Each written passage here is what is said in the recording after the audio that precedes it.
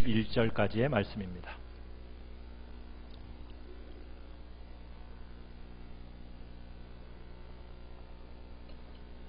신약성경 마태복음 14장 15절에서 21절의 말씀 교독하겠습니다. 저녁이 듬에 제자들이 나와 이르되 이곳은 빈들이요 때도 이미 저물었으니 무리를 보내어 마을에 들어가 먹을 것을 사 먹게 하소서. 제자들이 이르되 여기 우리에게 있는 것은 떡 5개와 물고기 2마리 뿐이니이다. 무리를 명하여 잔디 위에 앉히시고 떡 5개와 물고기 2마리를 가지사 하늘을 우러러 축사하시고 떡을 떼어 제자들에게 주심에 제자들이 무리에게 주니 같이 읽습니다. 먹은 사람은 여자와 어린이 위에 5,000명이나 되었더라. 아멘. 오늘 말씀의 제목은 감사의 기적이라는 제목으로 말씀을 나누고자 합니다. 사랑하는 성도 여러분은 식사 전에 다 기도하시지요? 예. 여러분 중에 혹시 꼭 몇 끼 먹을 때마다 그렇게 꼭 기도해야 하냐 반문하는 분이 계실지도 모르겠습니다. 어떤 6살짜 꼬마 아이가 식사 초대를 옆집에서 받았어요. 그래서 그 집에 가서 이제 식사를 하는데 사람들이 다 식탁에 둘러 앉아서 먹는데 이 아이가 놀랐습니다. 왜 그러냐면 자기 집에서는 밥 먹기 전에 매번 기도를 했는데 이 집에서는 기도를 안 하는 거예요. 그래서 솔직하게 질문을 했죠. 식사할 때 기도 안 하세요? 그러더니 주인이 이제 얼버무리면서 얘기했습니다. 우리는 그런 기도하는 시간 갖지 않는단다. 그래요? 우리 집 개도 그러는데 밥 주면 그냥 밥만 먹던데. 여러분 식사 시간에 기도 꼭 하시기 바랍니다.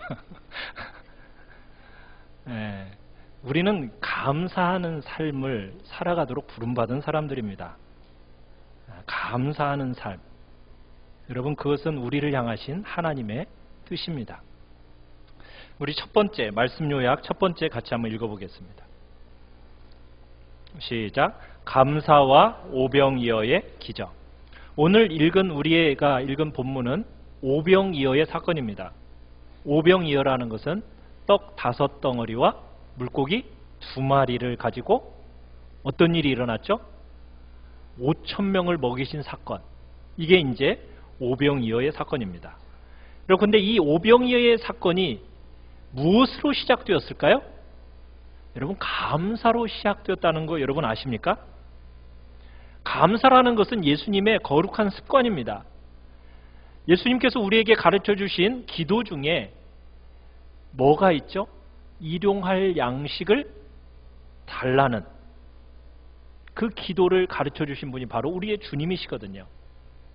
이 일용할 양식을 받고 이 땅에서 생존의 은혜를 누림으로 하나님께 감사하는 거, 이건 얼마나 당연한 일인지 모르다는 거예요. 우리가 정말 이 사는 세상에 적지 않은 사람들이 여러분 생존의 문제로 씨름하고 있다는 사실 여러분 알고 계십니까? 여러분 우리가 먹을 수 있는 이 은혜가 얼마나 큰 은혜인지 몰라요. 여기 계시는 나이 드신 분들 중에는 배를 골아보신 분들 계시잖아요. 그죠?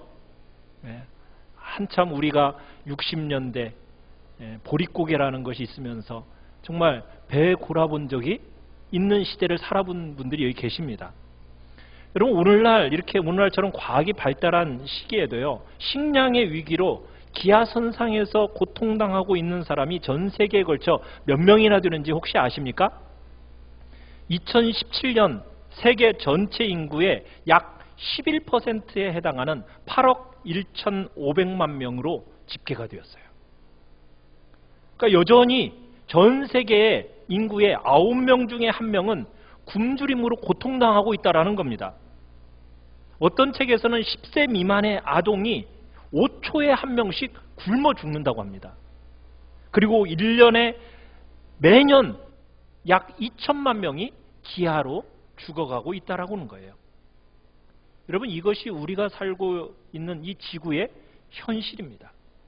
그렇다면 우리는 한 끼 식사, 여러분 그걸 앞에 놓고 기도하는 것, 일용할 양식을 주셔서 감사합니다. 그렇게 하나님 앞에 기도하는 것이 얼마나 절실한 일상의 기도인지 모릅니다. 가정에서든 직장에서든 여러분 식사 전 기도하면서 나의 생존의 원천이 바로 하나님이신 것을 잊지 않게 해달라고 여러분 그렇게 고백하며 살아가시길 바랍니다. 그러면서 동시에 나처럼 먹지 못하는 이웃들이 있음을 생각하시면서 그들에게도 먹을 수 있는 은혜를 달라고 우리는 기도해야 합니다. 우리 19절을 다시 한번 보시겠습니다. 19절 시작.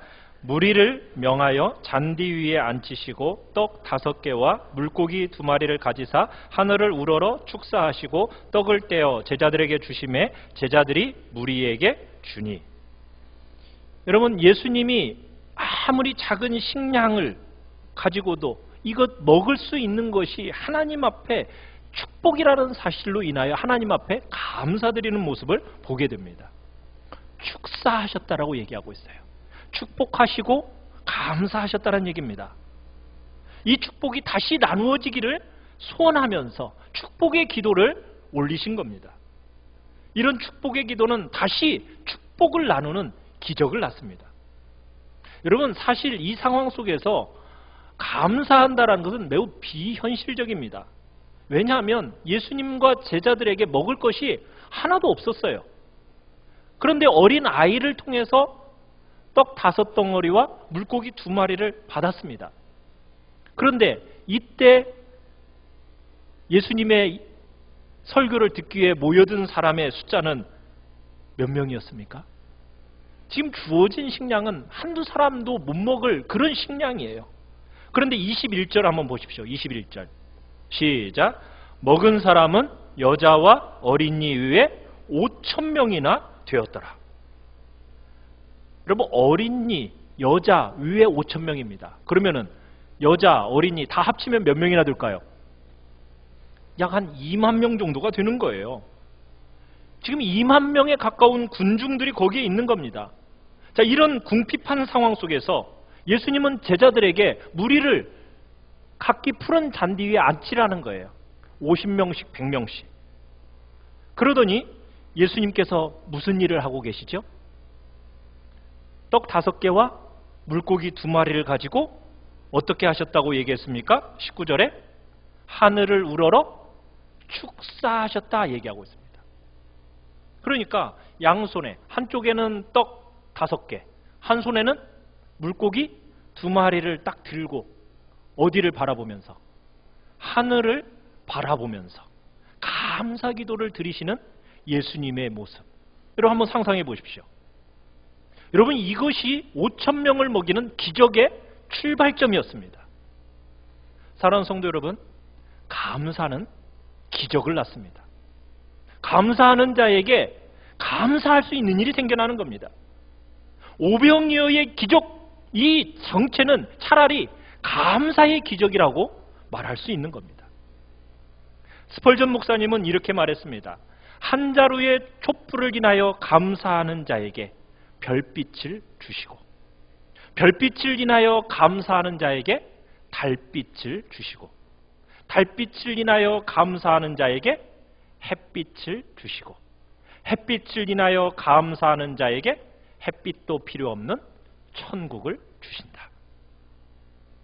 여러분 아무리 작은 것이라 할지라도 그것이 축복임을 인지할 때 예수님처럼 즉각 여러분 감사하시길 바랍니다. 그러면 감사는 또 다른 축복과 기적을 낳게 될 것입니다. 여러분 이 오병이어의 기적을 우리는 출애굽 때 있었던 그 사건과 같이 한번 이해해 볼 필요가 있어요. 하나님께서 광야에 지금 이스라엘 백성들이 출애굽하고 나서 광야길을 걷게 되는데 그 백성들을 불쌍히 여기셔서 먹이셨습니다. 뭘로 먹이셨죠? 만나와 메추라기로 먹이셨어요. 마치 예수님이 빈들에서 아무것도 먹지 못하고 굶주리고 있는 무리들을 긍휼히 여기시면서 먹이신 것과 같이 주님께서 참으로 남자만 60만 명이라는 이스라엘 백성들에게 광야에서 그들에게 만나와 메추라기로 먹이셨어요. 자, 그런데 그 만나와 메추라기를 먹는 이스라엘 백성들의 모습은 어떠했습니까? 그들은 감사가 아닌 원망과 불평이었습니다. 하나님께서 그 광야에서 만나라는 걸 주셨지만 매일같이 맷돌에 갈아먹고 절구에 찧어먹고 가마에 삶아먹고 그리고 과자를 만들어 먹고 그렇게 매일 먹으면서 그들은 뭐라고 얘기하냐면 나 만나에 질렸어요. 그러면서 이스라엘 백성들이 불평을 합니다. 근데 불평하는 정도가 아니에요. 심지어는 뭐라고까지 얘기합니까? 옛날 애굽에 있었을 때가 좋았어. 그때는 가마 옆에서 내가 뭣도 먹었다는 거예요. 가마 옆에서 고기도 먹을 수 있었는데.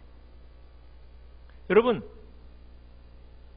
울면서 과거에 그 애굽에서 먹었던 고기, 생선, 과일, 야채, 여러분 이런 것을 그리워하는 거, 여러분 이것은 좋은 모습이 아닌 거죠. 애굽에서 겪은 압제와 가혹한 노예 생활, 여러분 그것은 기억도 하는 채 그저 고기 맛 그것을 느끼면서 과일과 야채를 그리워하는 이 모습, 여러분 감사 대신에 불평과 원망이 생기는 이유가 뭐겠습니까? 그것은 더 큰 욕심이 생겼기 때문이에요. 하나님을 시험하는 불신앙의 표현입니다. 여러분, 하나님의 약속보다 현실이 커 보일 때 불평과 원망이 나오는 거예요. 불평과 원망이라는 것은 하나님에 대한 불신앙입니다. 하나님에 대한 멸시입니다. 하나님의 약속을 굳게 붙들고 있는 신앙인이라면 어떤 커다란 장벽 앞에서도 감사와 자신감을 갖게 되어 있습니다. 감사라는 것은요, 하나님이 나를 지키시고 나를 돌보신다는 그 신앙의 표현인 겁니다. 원망과 불평, 이것은 어떻게 보면 하나님이 나와 함께 하시지 않는다라는 불신앙의 표현이라고 해요. 그래서 사도 바울은 뭐라고 얘기했습니까? 항상 기뻐하라. 쉬지 말고 기도하라. 범사에 감사하라. 이는 그리스도 예수 안에서 너희를 향하신 하나님의 뜻이니라. 사탄은 어떻게 우리를 유혹할까요? 항상 낙심하라.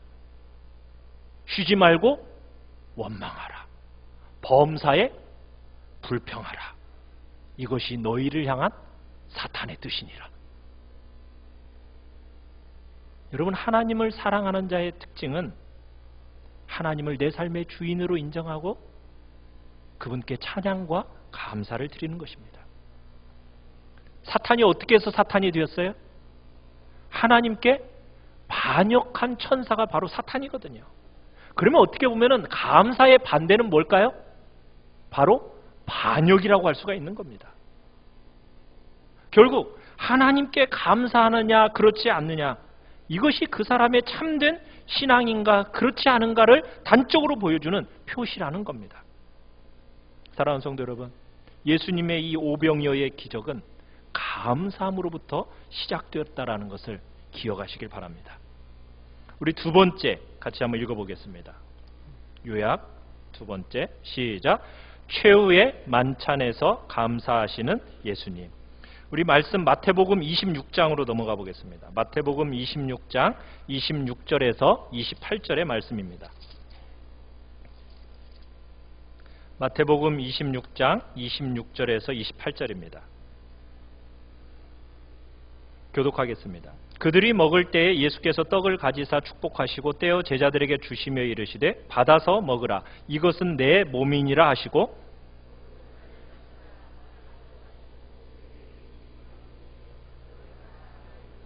같이 읽습니다. 이것은 죄사함을 얻게 하려고 많은 사람을 위하여 흘리는 바 나의 피 곧 언약의 피니라. 여러분, 오병이어의 이 기적은 예수님의 이 최후의 만찬과 닮은 점이 있습니다.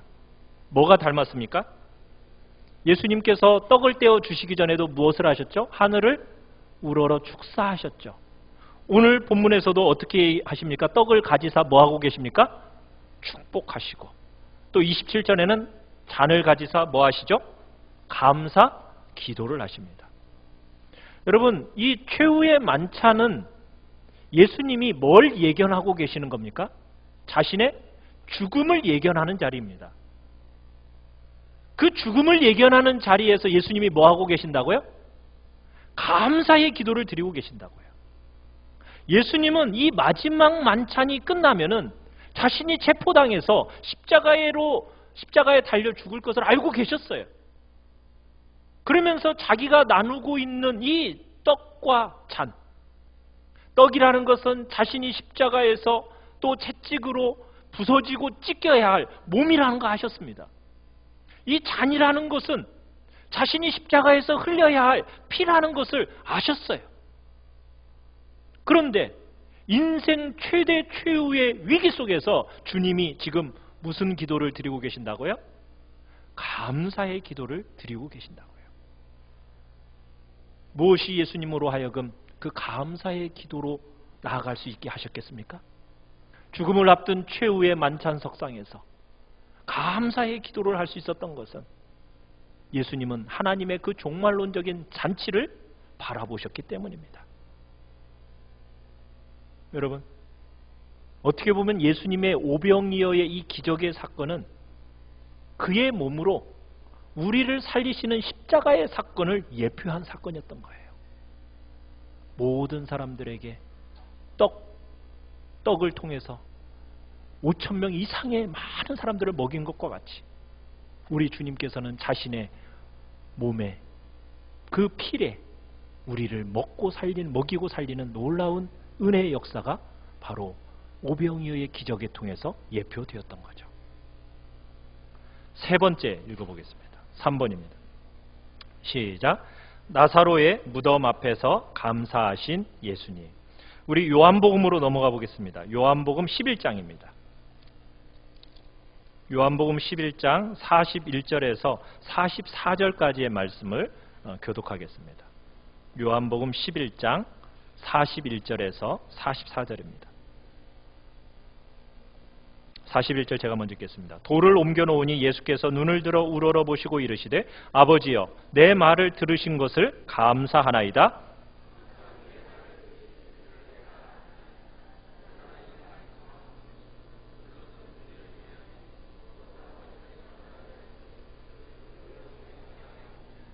이 말씀을 하시고 큰 소리로 나사로야 나오라 부르시니 죽은 자가 수족을 배로 동인 채로 나오는데 그 얼굴은 수건에 쌓였더라.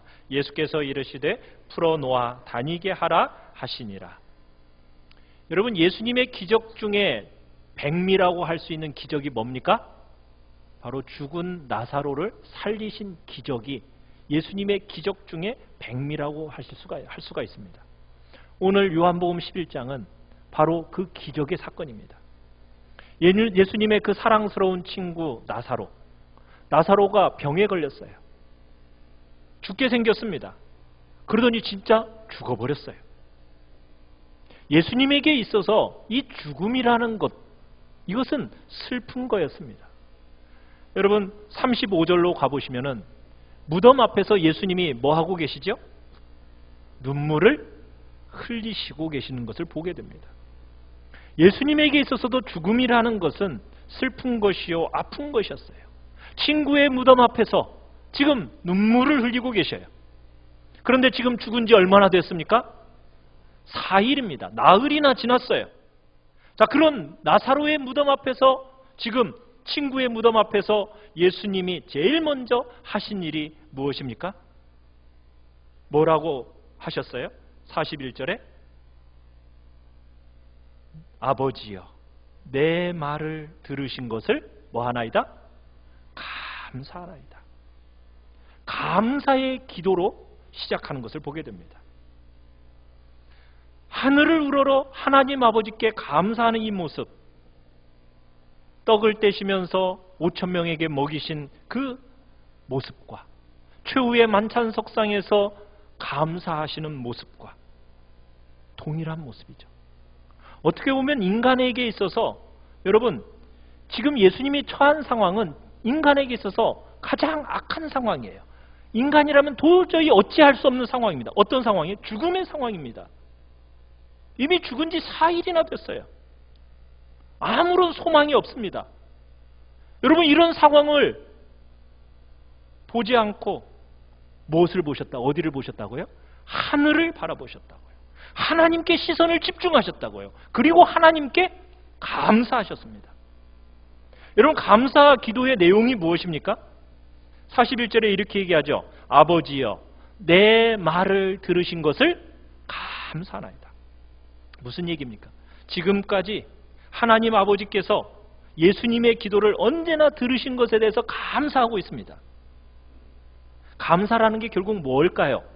감사라는 것은 지금까지 내가 살아오는 가운데 나의 기도를 들어주신 하나님, 내가 기도한 것 이상으로 들어주신 하나님, 그 하나님의 은혜를 기억하는 행위가 감사입니다. 사랑하는 성도 여러분은 올 한 해를 지내오시면서 하나님께서 여러분의 소원을 들어주시고 기도를 들어주신 거 여러분 기억하고 계십니까?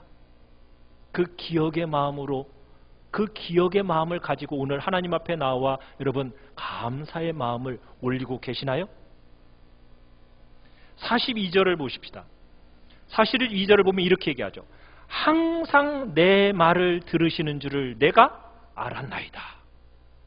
항상 내 말을 들으시는 줄을 내가 알았나이다. 하나님을 어떤 분으로 인정하고 있는 겁니까? 나의 기도를 언제나 들으시는 분. 과거에 나에게 은혜를 베풀어 주셨고 지금도 내 기도를 들어주시면서 그리고 앞으로도 내 기도를 들어주실 것이라는 믿음의 고백. 항상 내 기도를 들어주시는 하나님 하면서 고백하고 있어요. 그러면서 예수님이 42절에서 이렇게 또 계속해서 이야기를 합니다.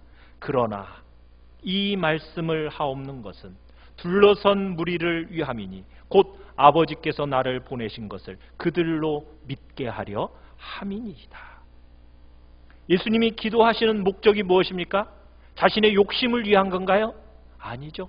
둘러선 무리를 위해서, 하나님의 영광을 위해서.